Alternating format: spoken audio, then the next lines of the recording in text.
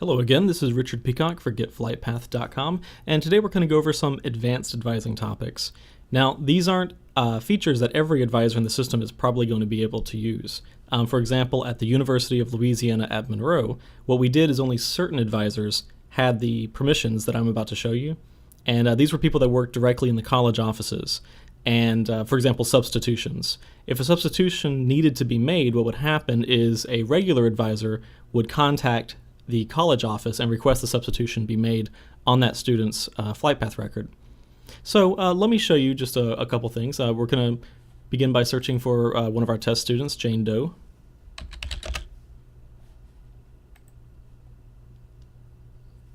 Okay, so, oh, and by the way, you should have watched the student view and the advisor view before watching this video, or else a lot of this isn't really going to make that much sense. So let's begin by showing a couple interesting things. So right here we see that she has 2 transfer credits, this English 202 and History 112. If we scroll all the way down, we see that they're also listed here in this block. So if we go back up to it, so let's say the English 202, we can click it, get the little pop-up, and this transfer credit information shows us where the credit was originally taken and what it's equivalent to in our school.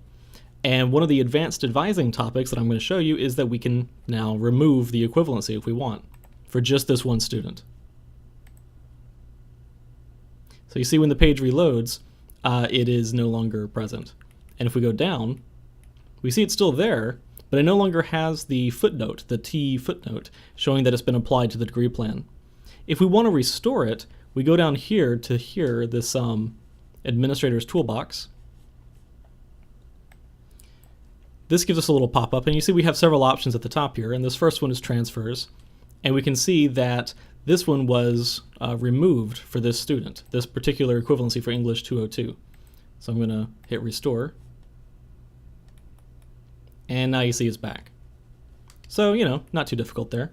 Let's see. Let's go over substitutions. So a substitution, as the name implies, is where you take one credit or transfer credit that the student has completed and just insert it into the degree plan wherever you feel like it needs to go. So this History 3030, I'm going to click that. And because I have the permissions to, I have this substitute tab right here. So you see when I click it, I now can select between every course the student has taken, including transfer courses, to decide which course I want to put in for that course. And I know it's 3 hours, so I'm going to select a course that's worth 3 hours. And this won't make any sense, but I'm going to use this Arab 1001. I can enter some remarks if I want. And select the number of hours to use. I'm going to use the max default, but we can use less than that, and I'll show you what that looks like in just a second. So we're just going with all defaults, and I'm going to click Save Substitution. And now we can see that it's been substituted in. And you see it now has the S1 footnote. And if we scroll down to the bottom, we can see under footnotes and messages that substitutions shows that that particular Arab 1001 has been substituted for History 3030. If we go to our administrator's toolbox and then click the Substitutions tab, we can see the substitution there as well, including the remarks. So I can remove the substitution from the administrator's toolbox, but I can also remove it just by clicking it here. And you see I now have this option for remove substitution. And incidentally, this remark also shows up, and it shows me who actually made the substitution. In this case, our test advisor, Samantha Peterson. Now this is something that the student will also be able to see, by the way. So now I'd like to show you what it looks like when I split a substitution, and this is actually kind of interesting. So I'm going to select this one again, go to Substitute, and I'm going to pick a 1 hour credit. So there's no way that this 3 hour course is going to be completely fulfilled by this 1 hour credit. So watch what happens. Yeah, is that interesting? So you see I've got the 1 hour filling in, but it lets me know that there's 2 hours left. If I click it, you see it actually says this course's hours were split in a substitution. And I can still advise the student to take this course, by the way.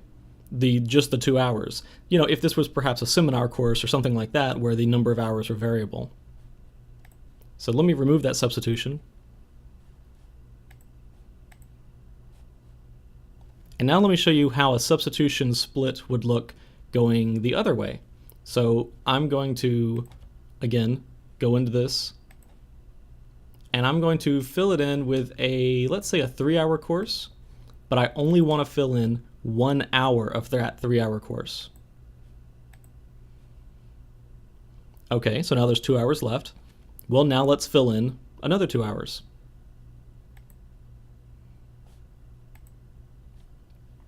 Let's say this chemistry.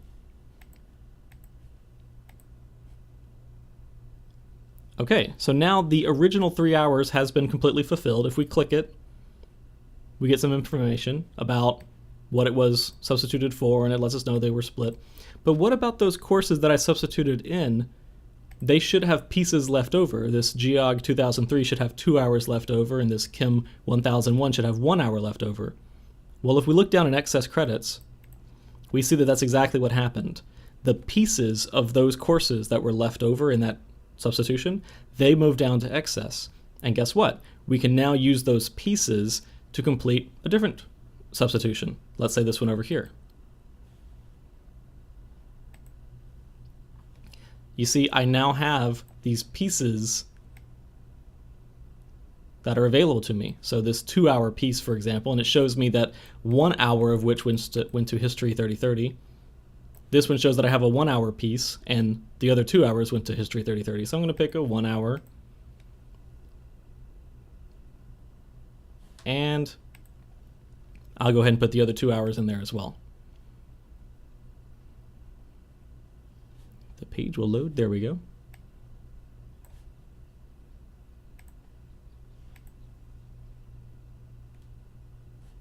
So as you can see, it's actually pretty simple to work with substitutions. And so these elective groups, by the way, in case you were wondering, if you wanted to add substitutions to elective groups, well, that's just as easy. You can just click. And if you want, you can select a course first. Let's just say we're going to use English 3003. I'll click Substitute. And I can select a 3-hour course. Now, what's interesting is if I want, I can substitute for English 3003. Or I can choose just an addition. And what that means is that I'm just adding the course to the elective group. I don't care what I substitute it for. It doesn't matter. I just want to say that this student took this course and I'm going to be applying it to their elective group, you know, English electives or whatever it is. So if you want to use addition only, you can. So let's just cancel out of here. And incidentally, if we go down to the administrator's toolbox as I showed you before, all of those substitutions and all of the strange splits and things all show up here. And if you want, you can remove them from this window as well. So let me show you something else that's kind of cool. If you want, you can completely remove a course from filling into the degree plan. So if I wanted to, I could say, this English 2001 right here, I don't want it to fill into the degree plan. I want it to go down to excess for whatever reason. Maybe I want to advise the student to take English 2001 again or something like that, though there are other ways to do that. You know, let's just play hypothetical. I can click it, and just like the transfer equivalency, I have this remove from the degree plan link. And I can click that, and once the page reloads, sure enough, it's been removed. And if I want, I can go down to my administrator's toolbox. And now it's under moved. I can click restore. So something else to show you about the administrator's toolbox. If we look at the courses tab, this actually shows us every course that the student has credit for. And this might be a tab that might be very useful to somebody who just wants a snapshot overview of what the student has taken. And if you want, you can sort it by different criteria. And I think that's enough for today. So as you see, FlightPath has several very advanced advising topics or advising features. And as you can probably tell too, this is not the sort of thing that regular average instructors should probably be able to do, but luckily FlightPath also has a very robust permission system, so you can pretty easily grant these permissions very selectively only to select users. Okay, well I think that wraps it up. Thank you for watching.